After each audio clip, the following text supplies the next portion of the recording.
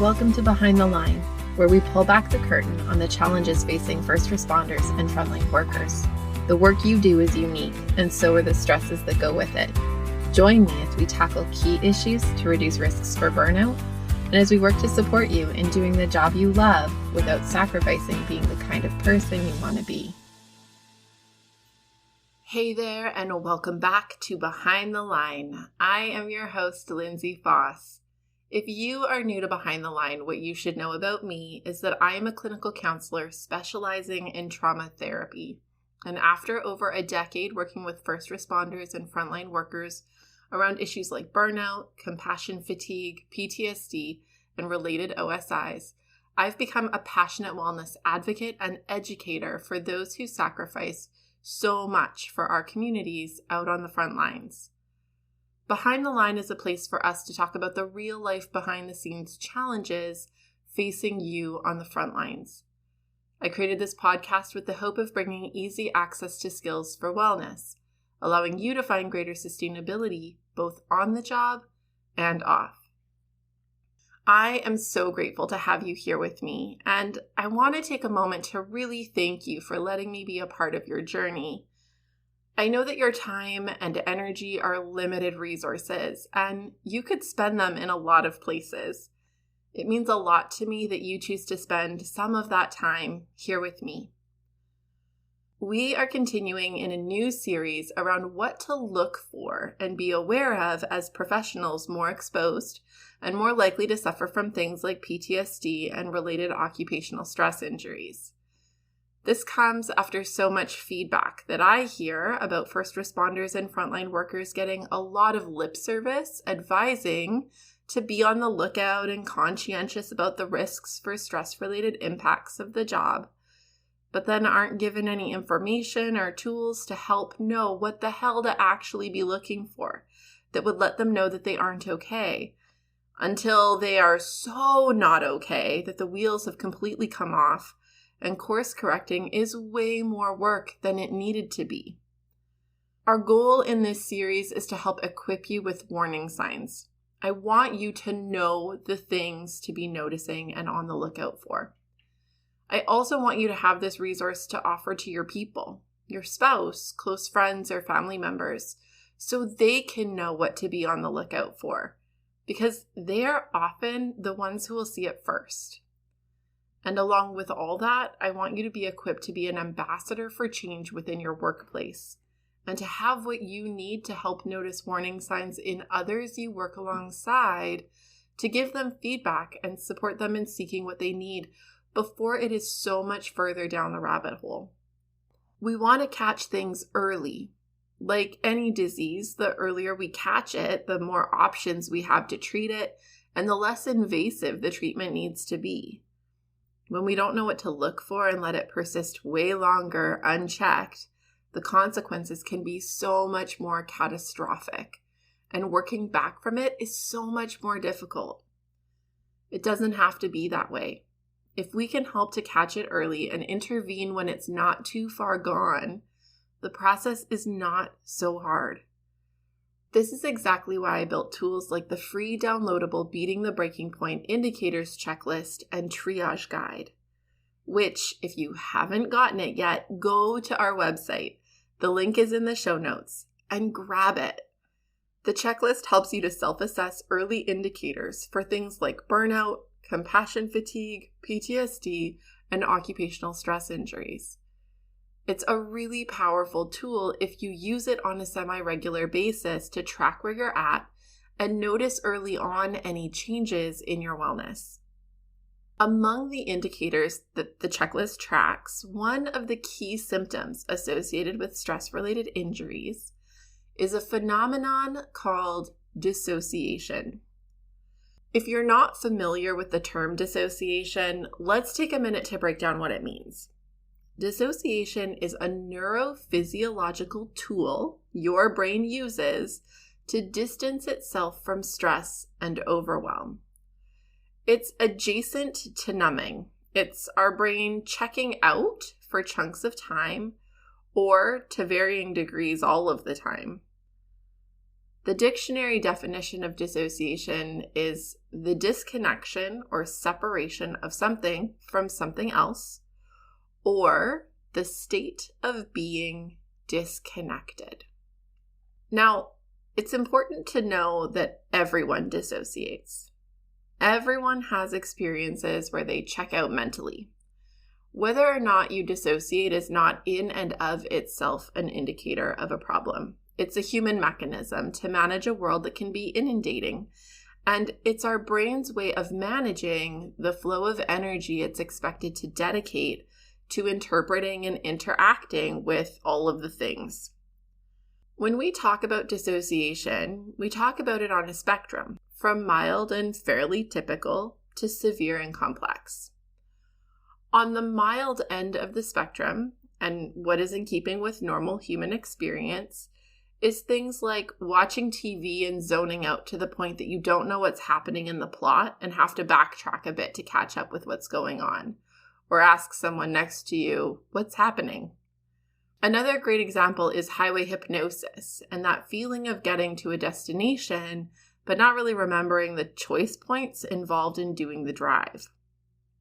So, what are we looking for when dissociation is going beyond normal coping into problematic? What should we be looking for?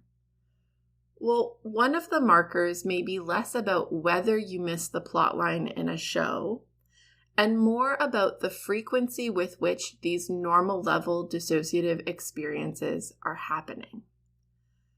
To disconnect and zone out once in a while is one thing.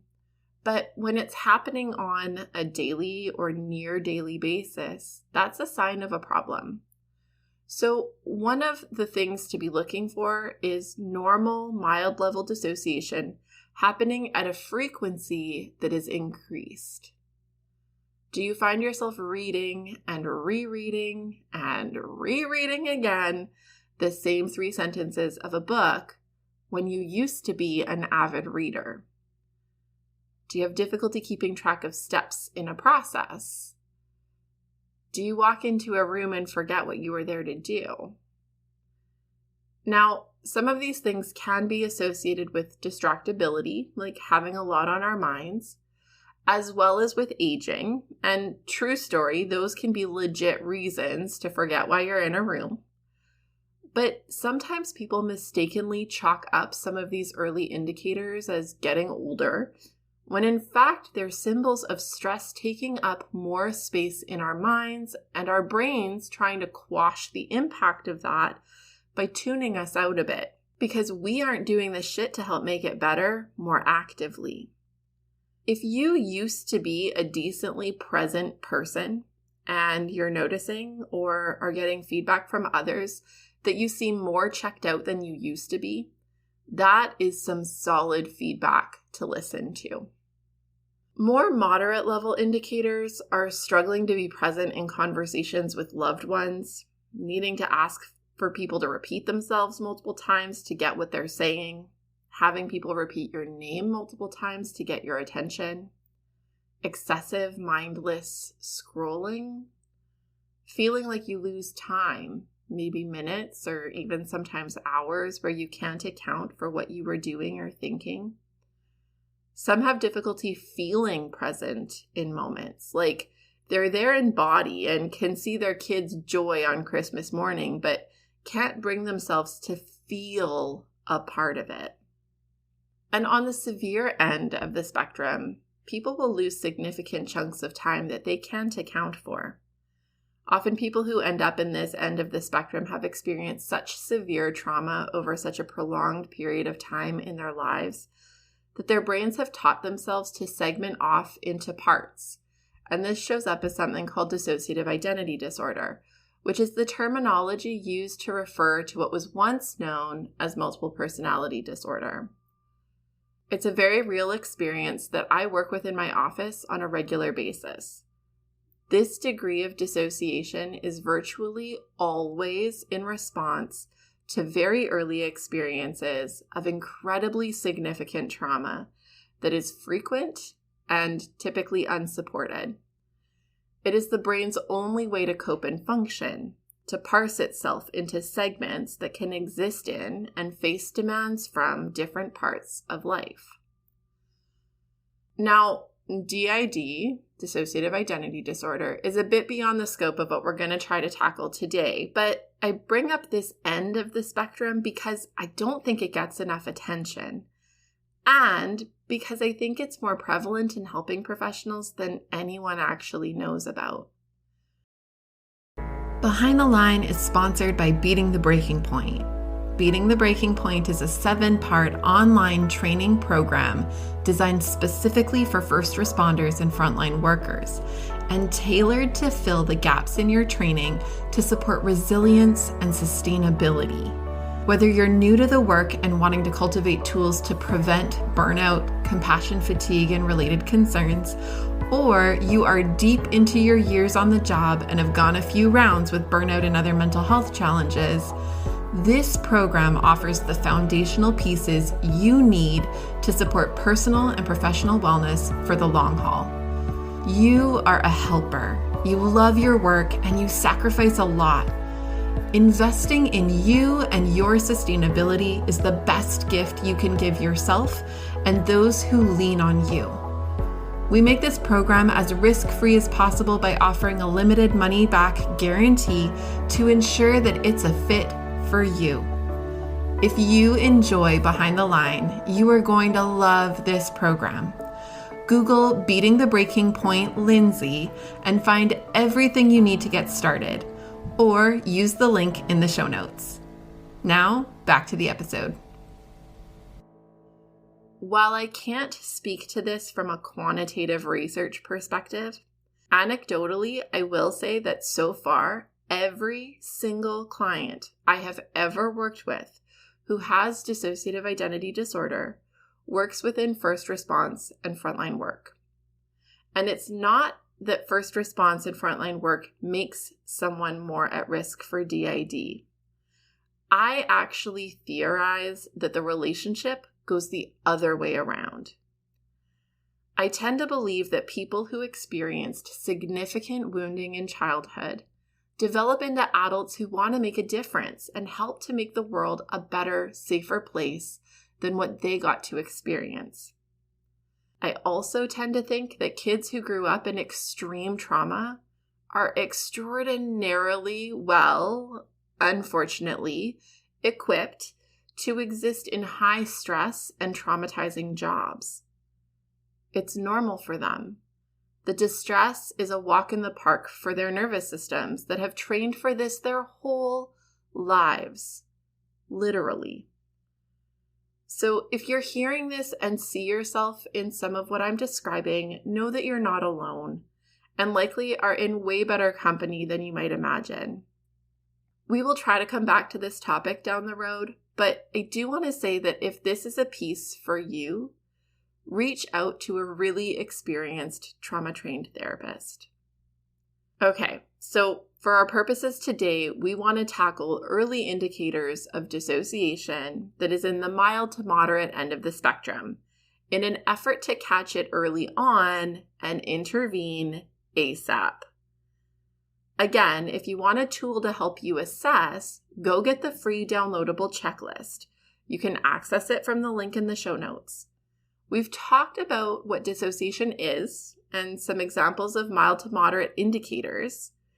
If you hear these and see yourself in them, then what comes next? What do we do about it? Well, first we need to acknowledge that this is a result of stress. We have to name the problem for what it is and stop treating it like aging or making excuses for it that keep it persisting and unchecked. If we are acknowledging that stress is playing a role in shaping this, we then need to explore what our brain and body is needing from us to help recalibrate our nervous system so that our brains don't have to rely so heavily on dissociation to do the regulating for us.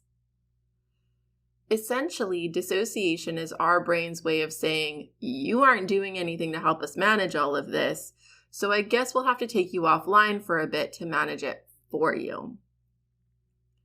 If you don't want your brain checking out on your behalf, You need to be an active participant in intervening and supporting your nervous system, so your brain doesn't have to go to these measures to handle it for you. So that brings us to how we support our nervous system. If you are a loyal listener, these won't be shocking to you. We talk about them often. It really comes down to simplifying, creating, and connecting to safety. If stress is what builds us to this, we need to focus on simplifying what we have the capacity and control over simplifying to reduce additional stress wherever possible. Now, I get that life doesn't make that easy. Stress is around every corner, and adulting brings all kinds of unexpected demands and surprise curveballs. But it's really about trying to help our nervous systems have a counterbalance to the up by giving it intentional, carved out, and dedicated times for down. In times of particularly high stress where we have limited time and control, it can be as simple as feeding your body well and regularly. Basic needs like nutrition and ensuring our bodies can be fueled predictably lets our body know it can trust us to do the basics to care for it. But when we skip meals and feed it junk, it learns it can't even rely on you for the most basic of needs. Beyond the basics, it can also be things like taking time to breathe and reducing muscle tension, getting to bed a bit earlier, activities like crafts or hobbies that feel engaging in a really nice way, singing or listening to music you love, moving your body, and the very best one, play. Intentionally setting time to engage in these activities can help give your body what it needs so it doesn't have to rely so heavily on dissociation to manage. Engaging in these routinely can be preventative to reduce risks for dissociation and can be responsive when dissociation is already cropping up. In addition to these pieces, engaging in very active mindfulness is another important way we can help shift out of dissociation, especially if dissociation has been creeping up in frequency and going on for some time. As our brains use the tool of dissociation to cope, it becomes increasingly habitual. It becomes the go-to skill set. To undermine this, it's going to take some effort and consistency. And the tool to use is grounding and mindfulness skills that force your brain back into conscious presence rather than permission to check out. Mindfulness tools like 5, 4, 3, 2, 1 and the alphabet game can be great ones. If you don't know about them, check out Season 2, Episode 37, when we did our May mini series and covered these tools. For the video, check it out on YouTube. I'll link to it in the show notes. Other ways of engaging in mindfulness include describing an activity that you're doing in detail while you're doing it. This forces your brain to really be in the moment rather than checked out. It has to be to describe it. In conversations with others, using active listening skills where you say back what they've said to you can be a helpful way to keep your brain in it rather than tuning out. Really, anything that's encouraging your brain to be connected and engaged with the moment you're in helps to retrain your brain to stay rather than go off into la-la land. As we practice these skills in combination with giving our nervous system what they need to trust us with the capacity to help ourselves so our brains don't have to intervene so much on our behalf, we can move from relying on dissociation to relying on our own awesome regulation skills to keep ourselves okay and in a zone that can interact with stress without needing to run away from it. As we wrap up for today, I want to remind you to please reach out and connect if you have any questions or feedback. You know I love hearing from you and shaping this podcast to echo your needs and interests. I love hearing about what you're working on and how you're using what we talk about on the show. You can find me on Facebook and Instagram at Lindsay A. Faas, where you can follow me or tag me, or you can email me at support@thrive-life.ca. To those who love this podcast and share about it with those you know, I want to continue to say a huge thank you. I so value you helping us to make a difference for other frontline helpers who risk so much to serve our communities. Know that we can be found online on our website, on most major podcast platforms, as well as on YouTube. We make all of our resources available to you because the work you do matters. But more than that, you matter, and we want to make sure that you have what you need to keep up the good work at work, as well as in your real life outside of the work. So use it and share it, and until next time, stay safe.